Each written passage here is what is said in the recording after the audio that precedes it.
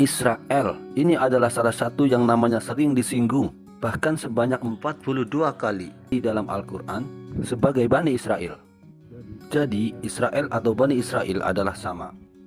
Meskipun persoalan Bani Israel dan Israel masih berbeda pendapat apakah keduanya sama, tapi pada dasarnya Israel atau Israel adalah gelar kehormatan untuk Nabi Yakub yang artinya kekasih Allah atau yang terpilih. Julukan ini atau penisbatan ini diberikan karena kekhusyuan Nabi Yakub dalam beribadah dan berserah diri kepada Allah Subhanahu wa taala. Jadi, Bani Israel ini merujuk ke keturunan Nabi Yakub dari ke-12 putranya. Nah, dari mana nama Yahudi muncul? Ini merujuk kepada salah satu anak dari Nabi Yakub yang bernama Yahuda yang paling banyak keturunannya. Awalnya, Yahudi hanyalah yang merupakan keturunan Yahuda, kemudian berkembang dan tidak hanya mengacu ke satu keturunan saja, tapi merujuk ke semua keturunan Israel atau Nabi Yakub alaihissalam. Jadi pada dasarnya Israel itu merujuk ke kaum, bukan sebuah negara. Namun kini Israel yang sekarang adalah nama negara yang dibentuk oleh gerakan Zionisme internasional untuk menampung kaum Yahudi.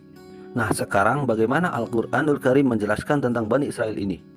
Sedikit meluruskan, dalam pemahaman Islam, keluarga keturunan Nabi Yakub yang pindah ke Mesir ini lalu disebut dengan Bani Israel. Mereka dihormati dan hidup sejahtera, dan seiring berjalannya waktu mereka menetap.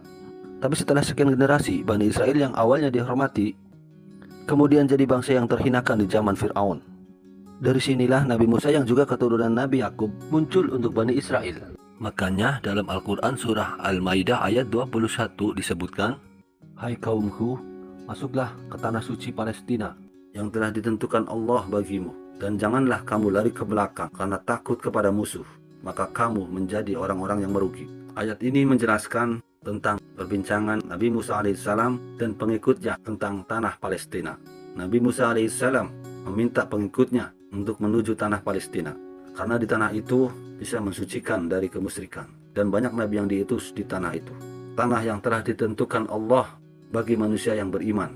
Bahkan Allah Subhanahu wa taala telah menjanjikan tanah suci ini kepada Bani Israel dengan syarat mereka mau beriman kepada Allah Subhanahu wa taala dan mau memerangi orang kafir.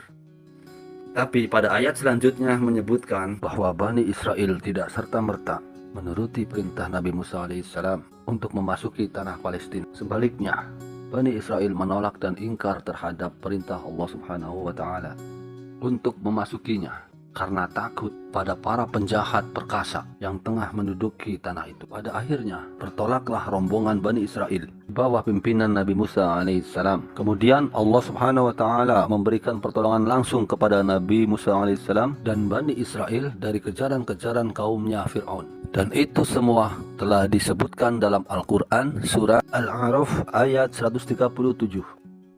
Dari kami wariskan kepada kaum yang tertindas itu bumi bagian timur dan bagian baratnya yang telah kami berkahi, dan telah sempurnalah firman Tuhanmu yang baik itu sebagai janji untuk Bani Israel dikarenakan kesabaran mereka.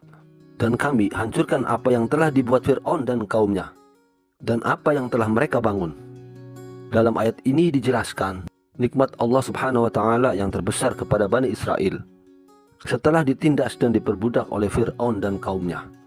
Nikmat tersebut adalah mewarisi kawasan barat dan timur, yaitu Baitul Maqdis atau tanah Palestina.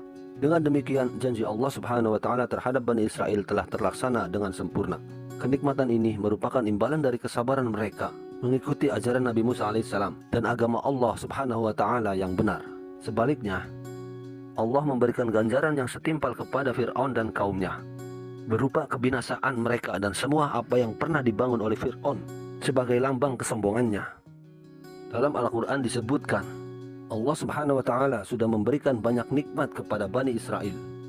Mereka dibebaskan dari kezaliman Fir'aun, diberikan kehidupan yang makmur dan punya kitab suci, serta seorang rasul dari kalangan mereka. Sayangnya, mereka tidak bersyukur melampaui batas dan bersifat munafik.